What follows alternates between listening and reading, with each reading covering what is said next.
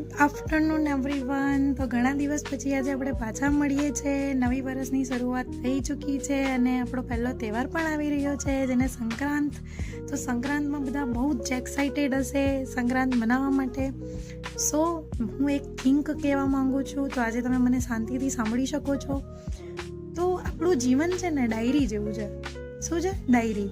એના પર આપણે જે શબ્દ લખીએ છીએ, રોજે રોજની જે દિનચર્યા આપણે લખીએ છીએ એના પર, તો કેવું છે કે પોઝિટિવ વેમાં તમે લખો છો, એ વસ્તુને તમે કઈ રીતે તમારા પર ઇમ્પ્લિમેન્ટ કરો છો એ બહુ જરૂરી છે.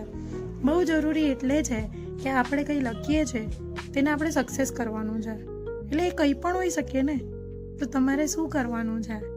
તમે લો ડાયરી, પેન લો ને એ પન્ના ભરતા જાઓ.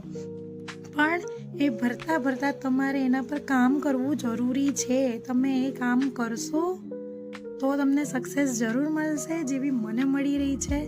એટલે હું કહું છું, ધ્યાન રાખો અને જીવનના જે પન્ના છે તેને ખાલી નહીં રહેવા દો, એને ભરો, સપના પણ જુઓ અને એને પૂરા કરો.